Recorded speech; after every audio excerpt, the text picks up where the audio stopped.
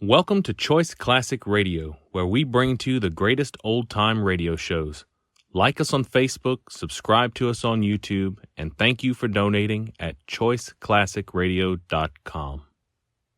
Adventures of Sam Spade, Detective, brought to you by Wild Root Cream Oil Hair Tonic, the non-alcoholic hair tonic that contains lanolin. Wild Root Cream Oil, again, and women and children, too.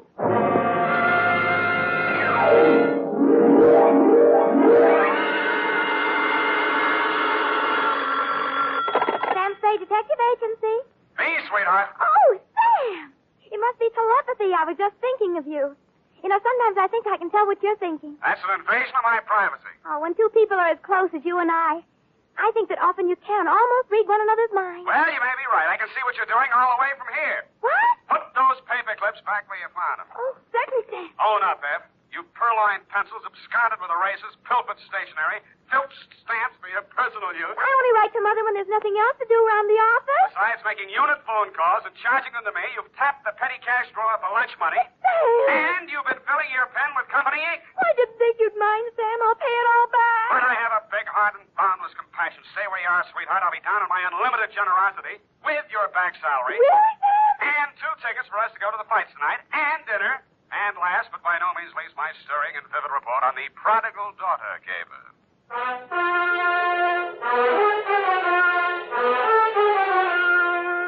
Dashiell Hammett, America's leading detective fiction writer and creator of Sam Spade, the hard-boiled private eye, and William Spear, radio's outstanding producer-director of mystery and crime drama, join their talents to make your hair stand on end with the adventures of Sam Spade. Presented by the makers of Wild Root Cream Oil for the hair. Here's a smart resolution to make. First day back on the job after your summer vacation. From now on, every single day, I'm going to pay special attention to the way I look. I'm going to use Wild Root Cream Oil Hair Tonic. Yes, folks, smart's the word for that resolution. For Wild Root Cream Oil grooms your hair neatly and naturally, relieves dryness, and removes loose dandruff. It helps give you that successful look that's so important to getting ahead. So, if you've never tried Wild Root Cream Oil, get the 25-cent get-acquainted bottle. Wild Root Cream Oil Hair Tonic. Again and again, the choice of men and women and children, too. And now, with Howard Duff starring as Spade, Wild Root brings to the air the greatest private detective of them all in the adventures of Sam Spade.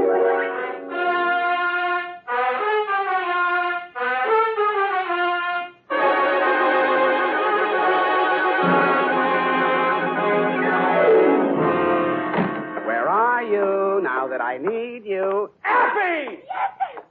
Oh, hi, Sam. Hiya, Sam. Come on. Bring your book. Got a pencil? We gotta hurry if we're gonna make the fight, you know. Oh, I've got one of the new retractor kind of pencils. Well, get the lead out. Are you really going off the post, Sam? It's Man McShelly versus Cluck-Faced Duffy in the main event. Ready? McDuffie.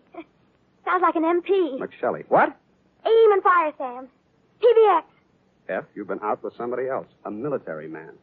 Well, how did you ever know? Date, August 28-1949. I don't know whether we'll go out or not. You're clairvoyant. To Dr. Albert Kensington from Samuel Spade. I only had a coke with him, Sam. He was on Frillo, and we... License number 137596. Subject. And he was from Elkhart, Indiana. And I used to live in Pleasant Lake, and... Down! Down, Effie. Subject, Helen Scully of the Prodigal Daughter.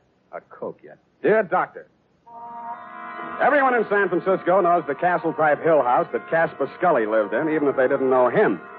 When I got there was an all-black 49 convertible in the driveway, and slightly smaller, same color, a Russian wolfhound wearing a spiked collar and expression to match. He broke his chain when he saw me and ran in the back of the house. That should have told me something, but I plunged the doorbell and was admitted by a butler named Stanley, who left me standing in a draft in the library, looking at a cold television set. I pulled up my coat collar, took a plant in front of the fireplace, and lit a cigarette. Pretty soon, things started. A blonde girl in a yellow suit was having a one-sided argument with a gray-haired man in a gray suit. Nobody paid any attention to me. All that stuff about how you forbid it and it can't go on. Well, let me tell you, it can go on just as long as I want it to. And there's nothing you can do about it, so don't, whatever you do, try to interfere. Oh, stop it. That hurt look again. I've seen it too often, and I'm sick of it. Do you hear me? I'm sick of it.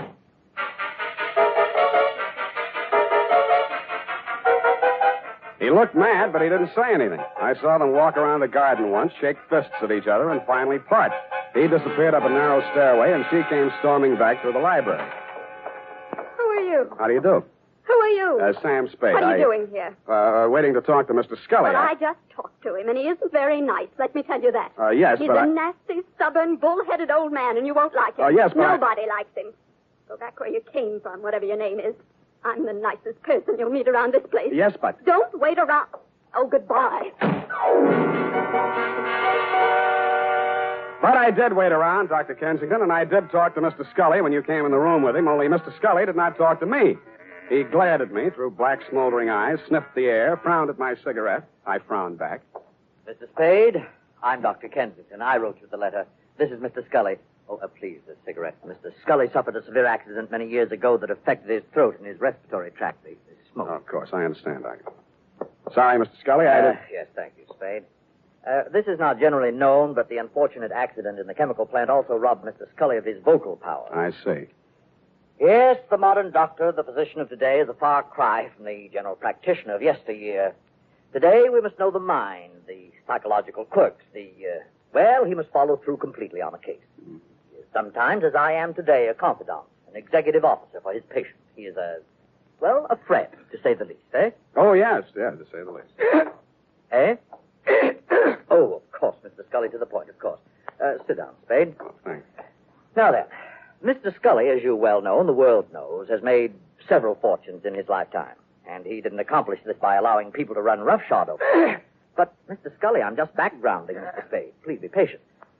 Mr. Scully intends leaving his daughter Helen his entire fortune. A great deal of money, to say the least. Say the least. But Helen doesn't care about the money. She's foolish, young, headstrong, and impetuous. Huh? I heard her arguing with Mr. Scully a bit. Now, Mr. Scully. We'll straighten all this out. Mr. Spade will help us. Well, then, Spade, you have half the problem right there. She is a headstrong, impetuous girl. And lately she's done several things to displease her father. Right, Mr. Scully? You see, Mr. Spade. Oh, I gathered that much, but what kind of thing? Helen's been singing in a cheap nightclub called the Blue Goose. What? Oh, it's very embarrassing. Low class, eh? Yes. There's a man named Torpy. He owns the club. A man named Chick Torpy? Ah, you know of him? I've heard of him. Contrary to all her father's wishes, Helen insists on seeing this man Torpy. Mm-hmm. How old is she? Well, that's beside the point, Mr. Spade. But a sordid affair now might rob her of a future of wealth and security. Mr. Scully's at the point of exasperation. He might well change his will over this matter. Correct, Mr. Scully? At best, this is an embarrassing situation, and most indiscreet of Helen to have brought it about. So, I'm supposed to go talk to Chick Torpy, is that it? In a word, yes. Mm-hmm. Well, you sound rather reluctant, Mr. Spade. Chick Torpy's a little too old for the Boy Scouts. Well, we want you to see him. Find out how much it'll take to stop seeing Helen. Tell me, what happens if Torpy isn't for sale? Oh, everyone has a price. Spade, matter of character. You get paid for work like this, that's your price. Yeah, that reminds me. 50 a day and expenses. 5 days guarantee, to say the least. Of course, to say the least. And, Mr. Scully, I happen to have a standard client's contract with me here. If you'll just sign on both pages, I'm sure that... Never mind, Spade, not now. Mr. Scully will mail it to you later on today. Ah, dear, Mr. Scully's fatigued. Well, you'll contact me as soon as you have any information for us. I said I would. Mr. Scully sounded a final cough, and I left the two of you in the library. It was interesting, meeting this voiceless tycoon who must have made and broken many a man with a nod of his head or a shrug of his shoulders. The same black dog with the same spiked collar was still outside the house doing the same thing. Ah, Spade. Mr. Spade? But something new had been added. A pair of well-tailored shoulders, diamond stick pin, and a gray felt hat with a snap brim. Hello, Spade. You don't know me. Now, wait a minute. There's something about a guy in a lineup. You're Dapper Danny Cavillo. When'd you get out of Folsom, Danny? A while back. They gave me a kind of rain check. Mm-hmm. Wouldn't that 38 make you a parole breaker? Oh, is that showing? Unless your ribs grow in different directions. Sam, I'm here to save you a lot of trouble. What trouble are you here to save me? You want to see Chick Torpy, don't you? You've got business to talk with him, no? News gets around fast, Danny. No. No, it's just that Chick had been expecting somebody like you from the old man, and, well, I'm here to see that you see him. So, why don't you kind of get in the car? And I kind of did. Danny smiled, lit a cigarette, shifted his shoulder holster so I could shift gears better, and drove me back across town to an apartment house on LaSalle, the Metropolitan. A good-looking guy who stood about 6'4", black hair, answered the knock. Hello, Chick. May I present Sam Spade? Sam Spade, meet Chick Torpy. That'll do it, Danny, thanks. Hello, Spade. Come on in. See you, gentlemen. Danny's Gabby. Hello, Chick. Your taxi service always free? Just when I'm in a hurry to get things settled, soldier. You saw the old man today, huh? I saw him and talked to his doctor, Kensington. All right. You're here to tell me how worried the old man is, right? If you're talking about Helen and you, yes. You're bad company. Yeah. What else? He wants you to stop seeing her. Well, suppose I don't want to stop seeing her. Suppose I told you I love her. Let's see. She comes into $3 million when he kicks. You love her. I'd be crazy if I didn't. I wonder what she'd say if she heard you say that. Why don't you ask her, Spade? Helen. Hello, Mr. Spade. Told you to leave my house today, but you didn't listen. Vince Spade? Well, I'm wondering, anyway. Maybe this will help. When you get back to my father, tell him I think Chick would be a fool to brush me off. Tell him that someday I expect to inherit all of that wonderful money he spent a lifetime making. Tell him that Chick's tired of working. Got all that? Yep. How do you feel, Spade? Like I'm earning my fee. Well, you've already earned it, Spade. There's no use trying. I've told her myself, now you can tell him. She's not for sale, and I'm not for sale. Got it? You got it. All right, then you're finished here. Hello. Oh, you. Well, I'm not sure I want to talk to him. Give him a pill And it was on that happy note, Doctor, that I went downstairs, found a drugstore, and tried to phone you and tell you what Torpy had said. Your line was busy, and while I was waiting for it to get unbusy, I spotted Chick Torpy out in front. He looked madder than when I'd left him, and there was a bulge in his coat that hadn't been there before. He got into a black sedan near the curb, and I hailed a cab and followed him across town up to Nob Hill. A half a block from the Scully residence, I left my taxi and took the rest on foot. He was still a couple of 100 feet ahead of me as he disappeared into the garden entrance. I heard a cry for help, and then Chick was standing over something on the ground. When he saw me, he shrieked for a break in the hedge. I stopped long enough to have a look at the body he'd left. My client. He still had gray hair, and he was still wearing the gray suit, but half his face had been shot away.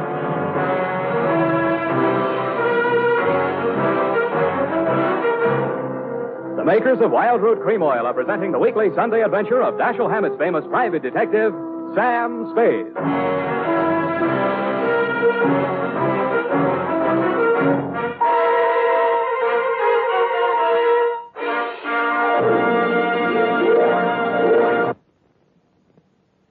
Remember, non-alcoholic Wild Root Cream Oil contains lanolin.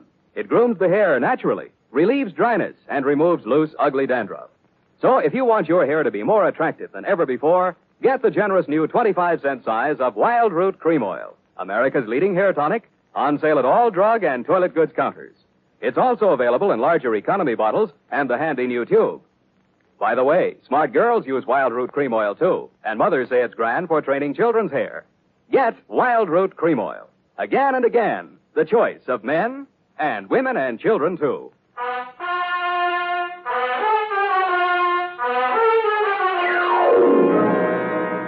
And now, back to the Prodigal Daughter caper. Tonight's adventure with Sam Spade.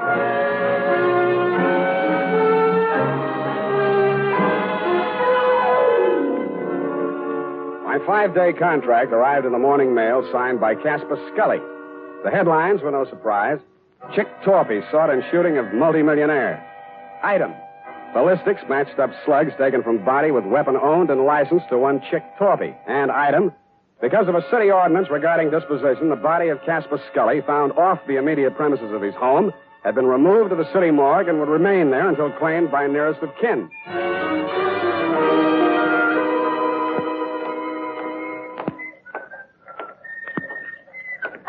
Hey, Sammy, my boy. It's good to look on you. Hello, Maxie. What brings you, Sam? Scully stiff. Oh, yeah. Checked him back in. Autopsy. Were you in with this, Sam? Do you know Scully? Just met him yesterday. Like I say to you before, you do collect queer ones, eh, Sam? Oh, such a mess. Woo-hoo, such a mess. Yeah, I know. I found him. They tell me he has to be claimed. City ordinance, Sam. Nearest of kin. It would be his daughter, Helen. She called or anything? No, not yet. But to get back to him, a real queer one. Maybe the tops this season. How so? Barbarianism, Sam. That's what it is.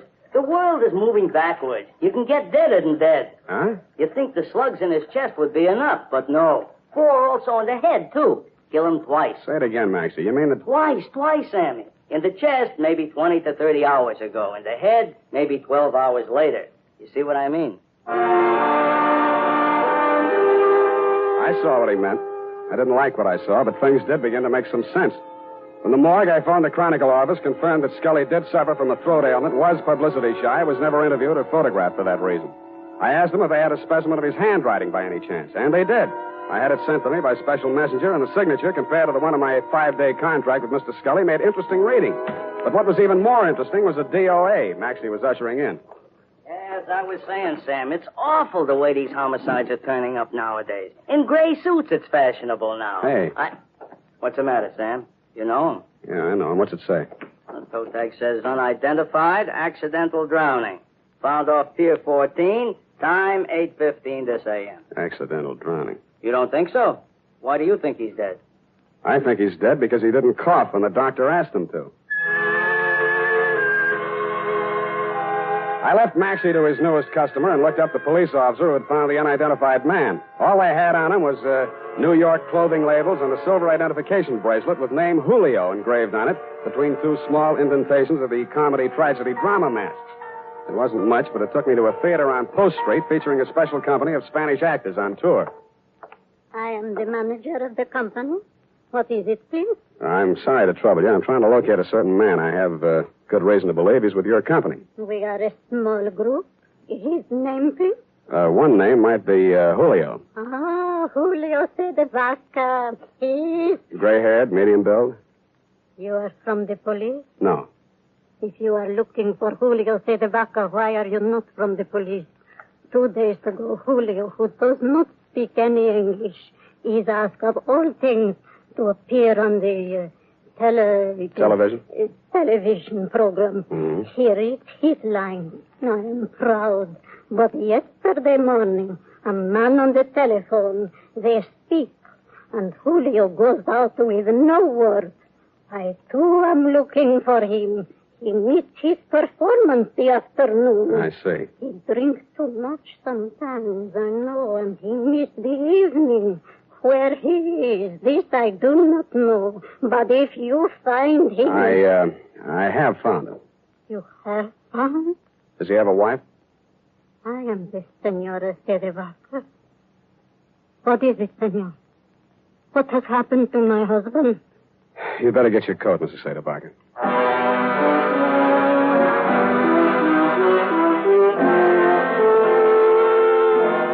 I went back to the morgue with Mrs. Cedevaca, doctor, and after that I went over to the Blue Goose Club.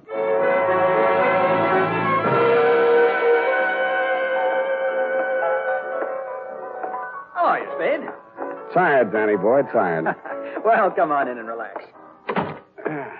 Nice place. You run it for Chick? When he's away. Seen Chick lately? 2 sets of cops, 3 reporters have been here asking the same question already this morning. What are you trying to prove? Chick's in trouble. You're his partner. Uh-huh. Now, he got himself into this one, Spade. Look, we make a nice dollar running this place. It's legitimate. And no cop's going to raid us or close us up. Chick started fooling around with that Scully woman. And I told him just once.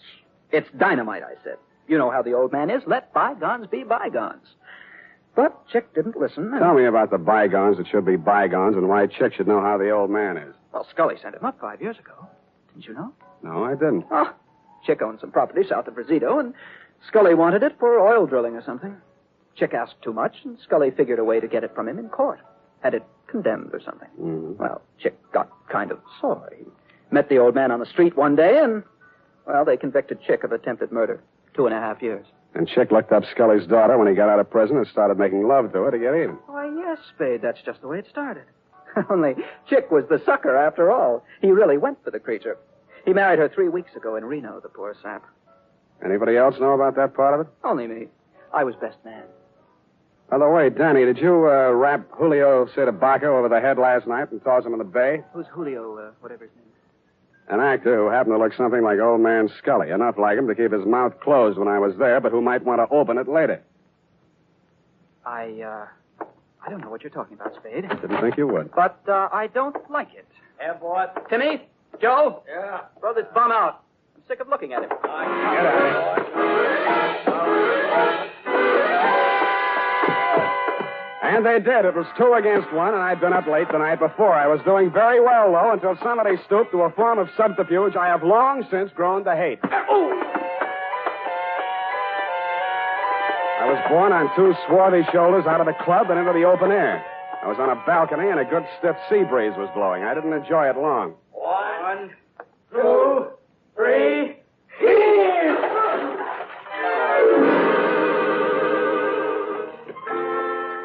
The water was cold but refreshing, and I managed to swim the 5 feet to shore. And that was my limit. I hung onto a slippery piling which supported the Blue Goose above me and partially hid the antechamber in front of me. It had been a wine cellar once and a loading dock, I suspected, during Prohibition. This time it was a hideout. Keep your hands up, Spade.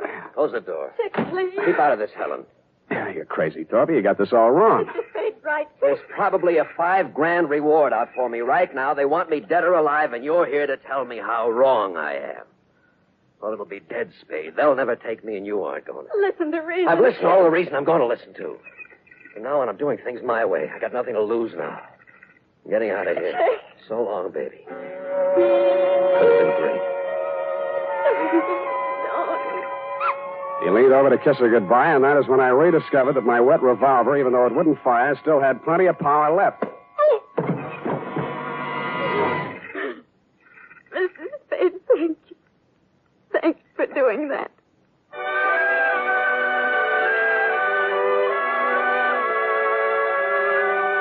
As you know, Doctor, I turned Chick Torpy over to the police along with Danny Cavillo and took Helen Scully home. She ran upstairs with many tears, and I met you in the library. You seemed relieved when you heard that Torpy had been apprehended. However, I had some other questions to ask. You answered. All right, Spade, all right. I suppose it'll all come out anyway. 2 nights ago, Chick Torpy came to the house to have it out with Mr. Scully. He told him about their marriage. There was an argument. I was the only one in the house. I heard shots, ran in the room, and found Mr. Scully dead. The marriage certificate was in his hand. I knew this would involve Helen, and so I did what I did. Oh, it was a nightmare.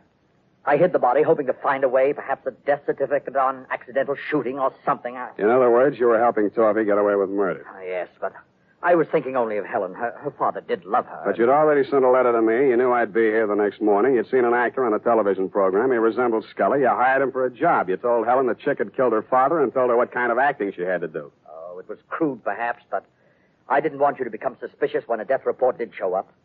I intended to hire you and fire you. Only it didn't work out. I followed Torpy here and found the body. Oh, I've been such a fool, Spade. Helping a man get away with murder, I want to confess it all. I suppose this will make me an accessory to murder. Not exactly. You mean there's a way out? There's a way out, and you were going to take it. What? I was over to your apartment before I came here. You're all moved out. The doorman tells me your luggage has been at the station all morning. What'd you do? Came here to rifle the safe? No, see, here, Spade. Stop it. You were waiting around to see if they took Torpy dead or alive. Dead, he couldn't talk, and you'd be okay. Alive, you're ready to blow town. You bumped Scully. No. Get back there. Then you did your best to hang it on a chick. Helen thought he really did it and played along with you. You're not an accessory to murder. You're a murderer on a double count. That actor was knocked on the head before he drowned. Oh, just a minute, Spade. This can be fixed if you... Shut up!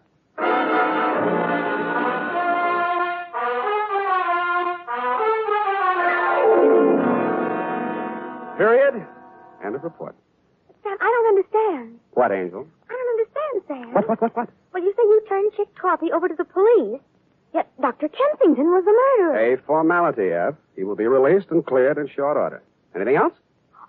Well, yes. What about Danny Cavillo? An innocent bystander. But he had you beat up and knocked on the head. And he has already made amends with those tickets for the fights. No more questions, F. Type this up and I'll give you the happy ending.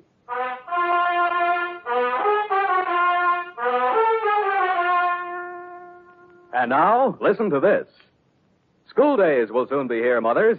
To make sure Junior's hair is always neat and well-groomed, get after those cowlicks and stray strands with Wild Root Cream Oil, the famous hair tonic that grooms the hair neatly and naturally, relieves dryness, and removes loose, ugly dandruff.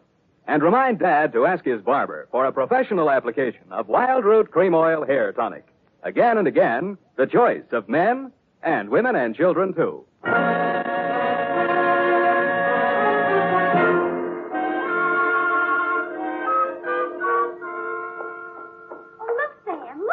What is it? Look, Sam, look. What is it? Look, Sam, look. All right, I shall rephrase the question. What?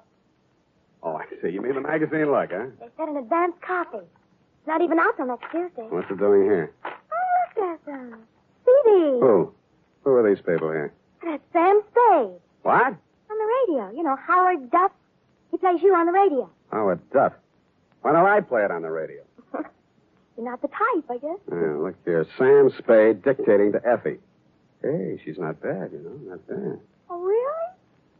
Rather actressy, I thought. What is that? Levine Tuttle. Levine. The name is so actressy. As Bill Spear, Spade producer, gives final instructions. Look at him. He has 9 o'clock shadow. Well, come on. Let's get out of here. Go to the fights. Oh, Sam. Then I can't say it. Say what? Well, if you're taking me to the fights, I can't very well leave and say goodnight, Sam, can I? Well, you can try. It's expected, you know. All right. Good night, Sam. Grins. Good night, sweetheart.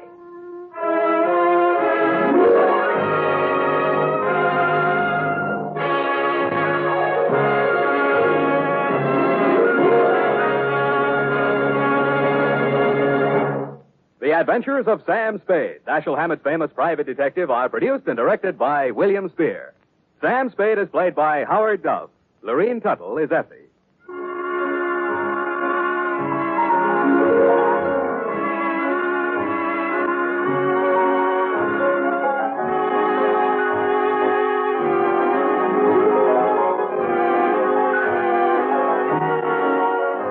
Tonight's adventure with Sam Spade was written for radio by E. Jack Newman. Musical direction by Lud Gluskin, with score composed by Pierre and Renee Garrigang. Join us again next Sunday when author Dashiell Hammett and producer William Spear join forces for another adventure with Sam Spade. Brought to you by Wild Root Cream Oil. Again and again, the choice of men and women and children, too. This is Dick Joy reminding you to get Wild Root Cream Oil, Charlie. It keeps your hair in trim. You see, it's non-alcoholic, Charlie. It's made with soothing lanolin. You better get Wild Root Cream Oil, Charlie. Start using it today. You'll find that you will have a tough time, Charlie, keeping all the gals away. Hiya, Charlie. Get Wild Root right away.